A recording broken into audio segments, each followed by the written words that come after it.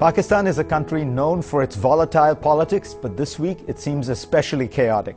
Today I've invited someone with a unique perspective on that country to discuss the latest developments.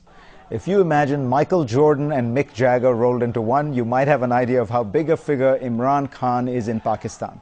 First, there is his legendary status as a cricket player. He led Pakistan to victory in the World Cup, which is the World Series of cricket. He was a prominent figure on the London social scene while he was married to the daughter of European billionaire Sir James Goldsmith. Now Khan is a politician in Pakistan. He has founded his own political party and served for 5 years in Parliament. He's in a special position to help us understand the political chaos going on in Pakistan right now.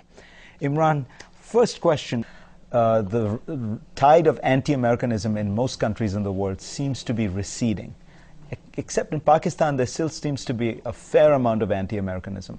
Why is that? What could be done about it? Well, the main reason was that the the Bush administration supported Musharraf. So as Musharraf got unpopular, and in the last 2 years his popularity really went down, he became disliked in Pakistan, and the US administration kept backing Musharraf as opposed to the 160 million people of Pakistan. Right up to the elections, they kept backing him. When the people stood behind the Chief Justice, when Musharraf sacked the Chief Justice, the people stood behind the Chief Justice, and all opinion polls said over 84% of the people were standing with the Chief Justice, and 84% wanted Musharraf out. The US administration stood with Musharraf.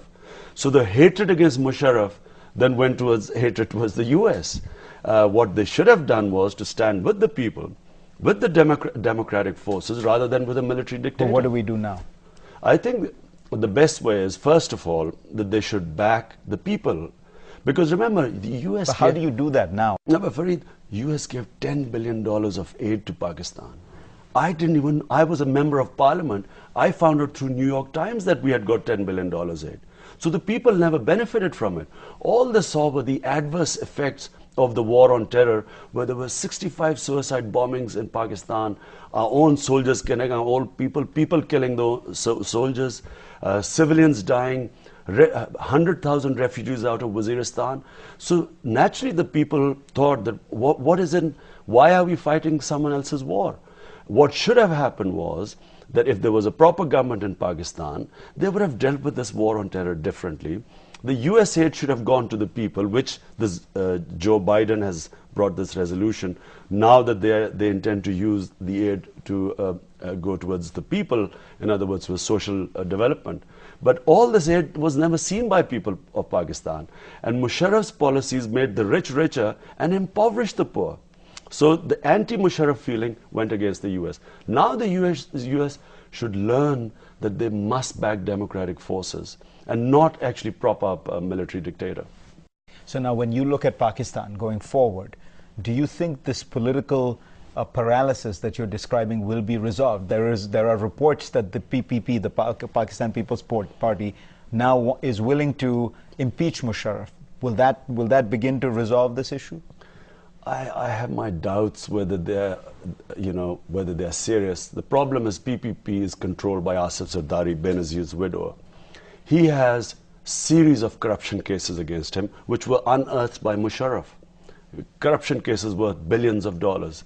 Now, he signed a national reconciliation ordinance through which Musharraf waived off all these, gave him amnesty from corruption cases, and in return Zardari was to protect Musharraf, stay in power.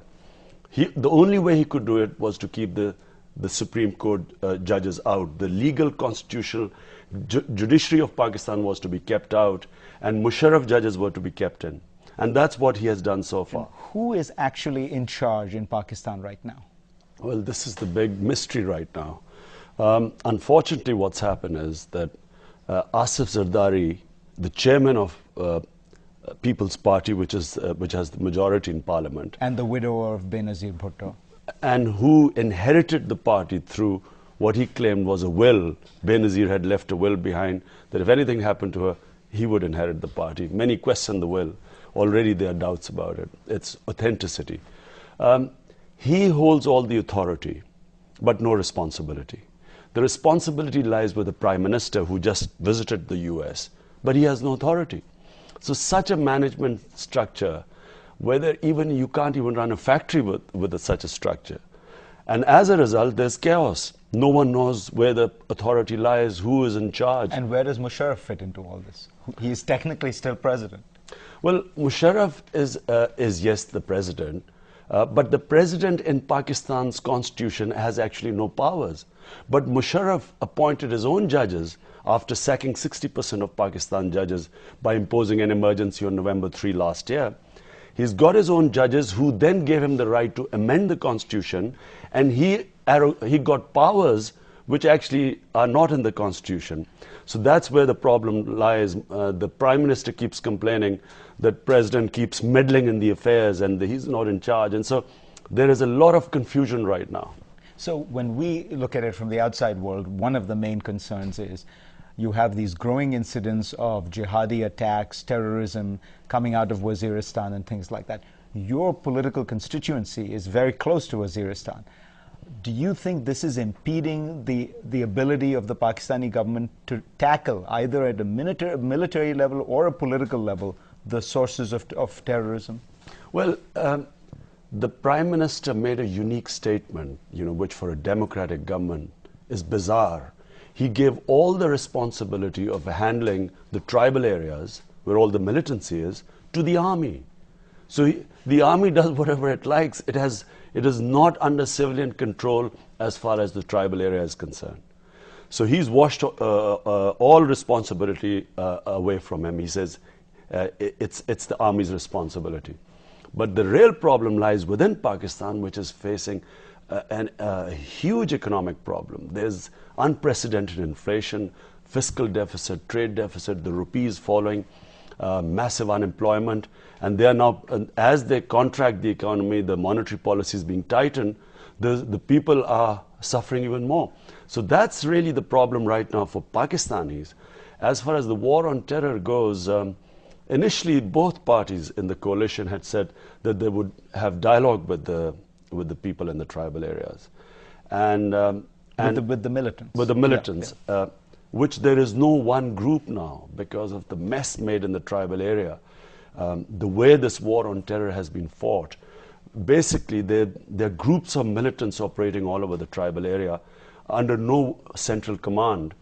And so the government thought they would start negotiating, and that's how the number of attacks within Pakistan fell. Last year there were 65 suicide bombings within Pakistan. We were being destabilized. And so after the elections, the attacks went down because both governments said, we'll talk to the militants.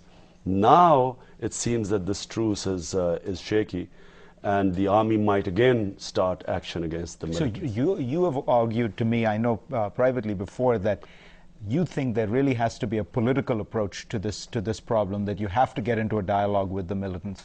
But people say that Musharraf tried that and it didn't work. Fareed, the dialogue was never given a chance. The dialogue would start, and remember, there are a lot of groups now. So there's a mess in the tribal area. I was against the army being sent into the tribal areas simply because it went in like a bull in a china shop. They started using helicopter gunships, killing civilians. The tribal people who had nothing to do with Al-Qaeda or Taliban actually went and joined the Taliban and were called the Pakistani Taliban. So I thought that that should never have been the way of dealing with the tribes. We should have got the tribes to join us in fighting the terrorists rather than pushing them towards the terrorists. Now the situation is quite grim because there's a mess. The tribal structure has been destroyed. The old Malik system has been destroyed because of this army going into the tribal areas. So it's going to be a slow process. But there is no way we can win this war except through dialogue. Rand Corporation came up with a report just about a week ago, I read, in Pakistan, where in the last 40 years, only 8% of terrorist conflicts were solved through military means. The rest were all intelligence, policing, and dialogue. That's what needs to be done there. All right. On that note, Imran Khan, thank you.